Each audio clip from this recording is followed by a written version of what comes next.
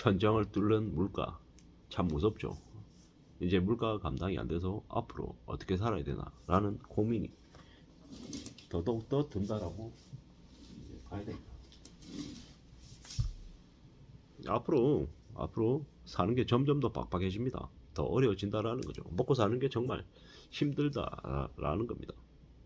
요즘 대학에서 1,000원의 아침이라고 하는 사업이 시행이 되고 있답니다. 돈이 없어서 밥을 굶는 학생들이 아침을 이제 부담 없이 먹을 수 있는 거죠. 고물가 시대에 밥값을 아끼려고 하는 사람들이 많아지고 있죠.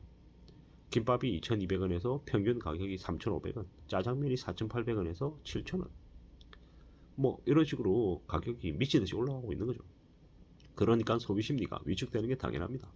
최근에는 2030들 사이에 절약하자는 그런 거지방이 있답니다. 처음에는 호기심과 절박함 때문에 참여를 하는데 이제는 그 절약하는 습관이 몸에 배인다고 하죠. 그리고 절약을 하면서 그 절약하는 즐거움도 같이 느낀다고 합니다. 이건 이제 결국 선진국 국민들이 이제 살아가는 방식인데 이제 한국도 그러한 모습들을 이제 당연하게 생각하게 된다는 겁니다. 카드 대신 현금을 소비하는 사람도 늘어나고요. 현금을 쓰면서 절약하는 습관을 이제 더욱더 이제 자신에게 이제 습관화 시킨다라는 겁니다. 빡빡하죠. 먹고 사는 게 빡빡합니다. 알뜰살뜰 살아도 항상 돈이 부족하죠. 고물가의 자영업자들이 직격탄을 맞는다고 합니다. 저렴한 가격으로 사람들 앞에 내놓는데도 사람들이 지갑을 잘 안 여는 거죠. 재료값도 오르고 인건비도 오르고 매일 일해도 남는 게 없다라고 이야기하는 사람들도 많습니다. 커피숍에서는 우유 가격이 올라서 가격을 올릴 수밖에 없는데 그렇다고 가격을 올릴 수도 없죠. 매출은 줄어들고 들어가는 돈은 더 들어가고 남는 건 없는데 참 어떻게 해야 되나 뭐 이런 생각도 많이 한답니다. 안 망하는 이가 없다고 얘기할 정도이죠. 언제쯤 경기가 회복될까요? 앞으로 경기가 회복되는 데는 최소 5년 이상은 걸릴 것 같습니다. 걱정이 많죠. 이렇게 힘들어도 정을 해야 됩니다. 그래야 생존할 수 있기 때문입니다. 골프나 술 약속 이런 것보다 읽고 싶은 책들을 도서관에서 빌려서 읽는 게 좀 더 좋을 것 같습니다. 우리가 많은 것들을 갖고 싶어 하고 더 누리고 싶어 하지만 많은 걸 갖고 누린다고 마냥 행복한 건 아니겠다라는 겁니다. 현재 있는 처지에서 어떻게 좀 행복을 누리고 감사하고 고마워하며 살지를 또 따져봐야 될 것 같습니다. 살아간 삶이 참 녹록지 않다라는 걸 알면서 느끼면서 또 주변을 둘러보고 그런 와중에 또 남들에게 베풀려고 하는 사람들도 있더라는 겁니다. 우린 이제 많은 생각들을 하게 되죠. 기초생활 수급자인 뭐 70대 후반의 노인분이 자신의 돈을 아껴서 뭐 700만 원, 1000만 원 모아서 동사무소에 와서 자기보다 더 어려운 사람들에게 도와줬으면 좋겠다라고 돈을 내놓는 걸 보면서 많은 생각들을 합니다. 아니 당신이 먹는 거 좀 더 먹고 좀 더 써도 누가 뭐라 할 사람이 아무도 없는데 자신은 나라로부터 사지 멀쩡하게 잘 다니고 있는데 너무 많은 돈을 받았다. 너무 가분한 지원을 받았다. 그래서 자기가 좀 되돌려주고 싶었다. 이런 마음으로 그렇게 기부를 하더라는 겁니다. 어떤 이들은 퇴직금을 50억을 받고 정관예우니 아니면 배임 횡령을 저질러서 더 거드름 피우고 더 잘 먹고 잘 사는 것처럼 보이는데 또 다른 한켠에서는 힘들고 어렵게 살지만 또 타인들을 또 도우려고 애쓰는 사람을 보면서 반성을 많이 하게 됩니다. 경기가 안 좋고 힘들고 어려울수록 남들을 생각하는 그런 대단한 사람들 덕분에 이 사회가 유지되는 것 같습니다. 고맙고 감사하죠. 그런 모습들을 보면서 저는 저대로 좀 반성을 하게 되는 겁니다. 저도 뭐 경제적으로 넉넉하거나 여유가 있는 건 아니지만 비록 지금은 좀 제대로 못하고 있지만 어느 시점이 됐을 때 뭐 가까운 미래에 남들에게 도움이 될 수 있는 사람이 돼야겠다.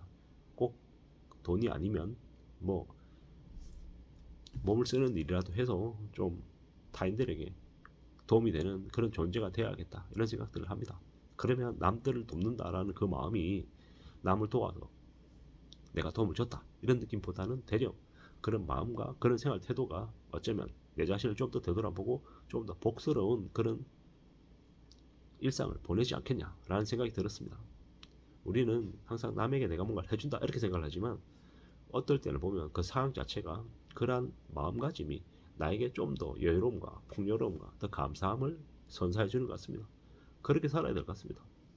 뭐 어제도 이제 가게에 가서 자영업 가게에 가서 이제 분식을 샀죠. 순대도 사고 족발도 사고 모듬튀김도 사고 떡볶이도 사는데 나이가 한 80대가 좀 돼 보이는 이제 할머니 분이셨어요. 오래 기다리게 해서 미안하다고 뭐 기다리는 동안에 오뎅이라도 먹으라고 하는 거예요. 그래서 제가 드는 생각이 오뎅 두 개면 2,000원인데 2,000원을 저렇게 그냥 쉽게 내어주려고 하는 그 이제 나이 드신 그 사장님의 마음이 참 이렇게 전해지더라고요. 마음만 감사하게 받겠습니다 라고 얘기하고 뭐 그냥 더 기다렸었는데요.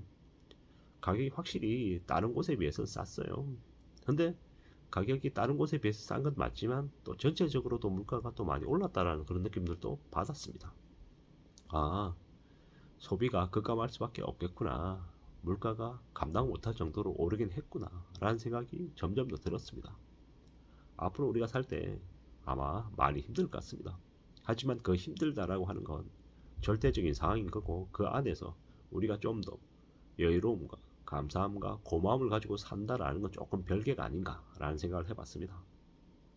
감사하고 고마워하고 또 다른 사람들과 같이 나누면서 살려고 하는 그런 마음이 있는 이는 절대적인 이 경제가 좀 어려워도 그러한 것들을 좀 극복하면서 견디면서 살 수 있지 않을까라는 생각도 들었습니다. 우리가 뭐 거지방, 뭐 소비를 절약하자라는 그런 모습들 이런 것들을 어떻게 봐야 될지도 이제 잘 이제 생각해야죠. 정신을 좀 바짝 차리고 살 때 내가 아끼고 절약한다고 남들에게까지 그런 것들을 강요하거나 요구하는 것도 조금 어려운 것 같습니다. 왜냐? 각자 삶의 처지가 다르기 때문이죠. 그냥 난 이렇게 사는 거고 다른 이에게는 좀 그에 맞는 그런 생활 모습을 하고 살 수 있게끔 은연중에 티나지 않게 뭐 이게 영향을 주는 정도인 거죠.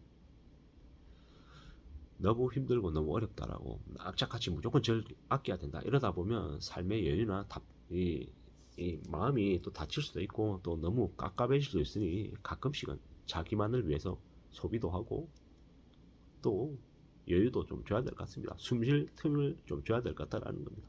그래야 이 힘들고 어려운 시국이 금방 지나가는 게 아니고 오래 지속될 것이기 때문에 그에 맞게끔 좀 잘 정하며 살지 않겠냐라는 생각을 해봤습니다. 감사합니다.